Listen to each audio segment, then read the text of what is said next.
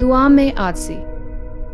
ہمیں ہمیشہ خدا کے حضور عاجزی کی روح سے یہ جانتے ہوئے آنا چاہیے کہ ہم صرف اس کے فضل کے وسیلے سے ہی اس کے پاک حضور میں آ سکتے ہیں۔ میں زکریہ امیر ہوں۔ اس اصول کی تصدیق لوکا کی معرفت انجیل میں موجود ایک تمثیل کرتی ہے، اور اس تمثیل میں خاص طور پر ان لوگوں پر بات ہوئی ہے جو دعا کے اعتبار سے خود پر بہت فخر کرتے ہیں۔ مجھے یقین ہے کہ آپ لوکا کی بات سے متفق ہیں۔ یہ غرور اور تکبر کی کہانی ہے۔ اس سے پہلے کہ لوکا یہ تمثیل بیان کرتا، اس نے یہ تمثیل بیان کرنے کی وجہ بیان کی۔ وہ یسوع کے الفاظ بیان کرنا چاہتا تھا، اور یہ تمثیل بیان کرنے کی اصل وجہ بھی۔ اس کو میں نے مقصد کا نام دیا ہے۔ یہ اس تمثیل کا اصل مقصد ہے۔ پھر اس نے بعض لوگوں سے جو اپنے پر بھروسہ رکھتے تھے کہ ہم راست باز ہیں اور باقی آدمیوں کو ناچیز جانتے تھے، یہ تمثیل کہی۔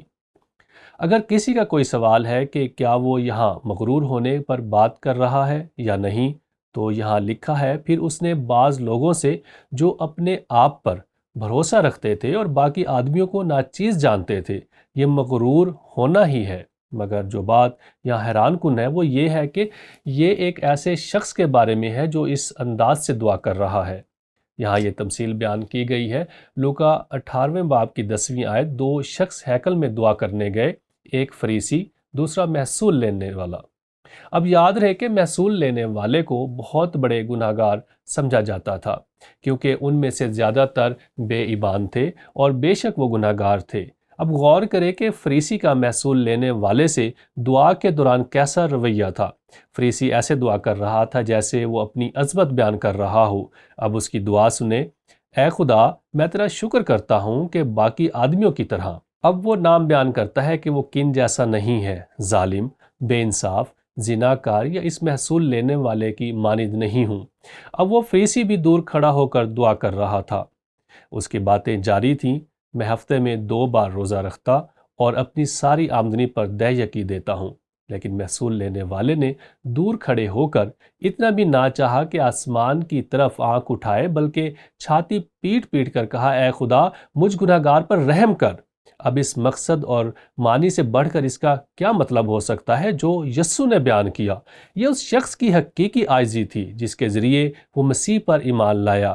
سب سے ضروری بات جو یاد رکھنے کی ضرورت ہے وہ یہ ہے، یسوع نے کہا، میں تم سے کہتا ہوں کہ یہ شخص دوسرے کی نسبت راست باز ٹھہر کر اپنے گھر گیا۔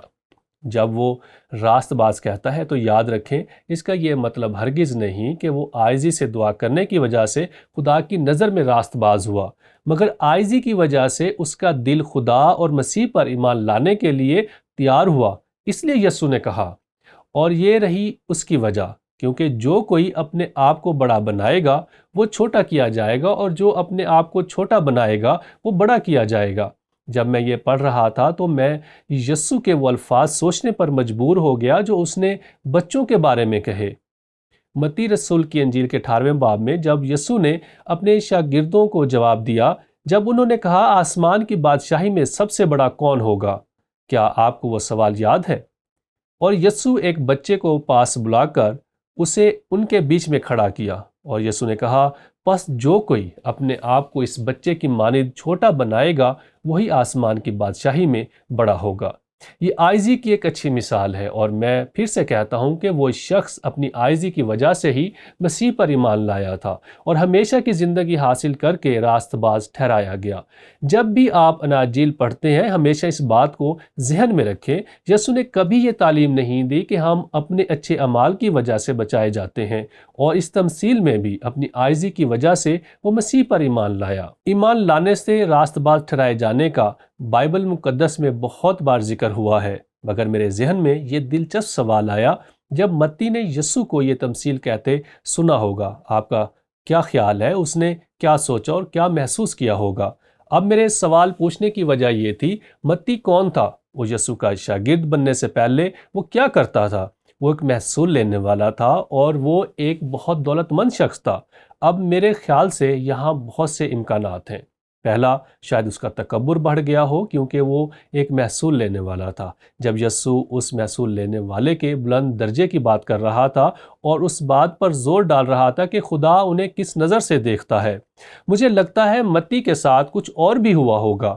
میں ایسا اس سب کی وجہ سے کہہ رہا ہوں جو یعقوب اور یوحنا کے ساتھ ہوا۔ جانتے ہیں جب یعقوب اور یوحنا مسیح کے شاگرد بن گئے تھے اور یسوع کی مصلوبیت سے کچھ وقت پہلے جب وہ یروشلم کی طرف جا رہے تھے، وہ آپس میں اس بات پر بحث کر رہے تھے کہ آسمان کی بادشاہی میں سب سے بڑا کون ہوگا۔ یہ وہی یعقوب اور یوحنا ہے جو زبدی کے بیٹے تھے۔ اب متی کیا سوچ رہا تھا؟ اب یہ بھی ایک امکان ہے، اگر یعقوب اور یوحنا کے اس واقعے اور ان کے ماضی کو سامنے رکھا جائے تو ایسا ممکن ہے۔ وہ دونوں ماہی گیر تھے اور متی ایک محصول لینے والا تھا۔ وہ ایک دولت مند شخص تھا جو یسوع کا شاگرد تھا۔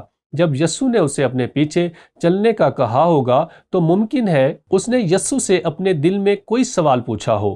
وہی جاننے کے بعد یسوع نے بادشاہی کے بارے میں بات کی ہو۔ ویسے بھی یعقوب اور یوحنا اس مقام پر بھی ایک مادیت پر مبنی بادشاہی کے بارے میں سوچ رہے تھے۔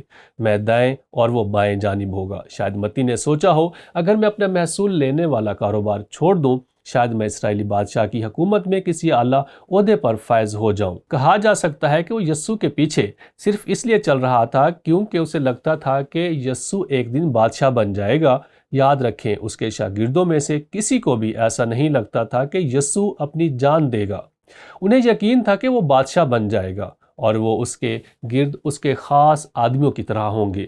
تو ممکن ہے اس تمثیل کے ذریعے یسوع نے خاص طور پر متی سے کلام کیا ہو، وہ محصول لینے والا جس نے پیٹ پیٹ کر کہا، مجھ گنہگار پر رحم کر۔ متی کو شاید یہ سیکھنے کی ضرورت ہو۔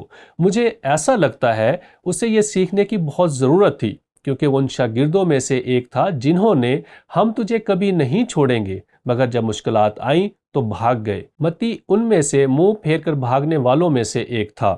یہ سب آدمی اس وقت مسیح میں جڑ پکڑنے اور بڑھنے کے عمل سے گزر رہے تھے، اور یاد رہے کہ یہ تمثیلیں یسوع نے سب سے پہلے انہی کو سنائیں جو یروشلم میں اس کے پیچھے چل رہے تھے۔ تو اب اصول یہ رہا، یہ اصول اس پیغام کی عکاسی کرتا ہے جو خدا ہمیں سکھانا چاہتا ہے۔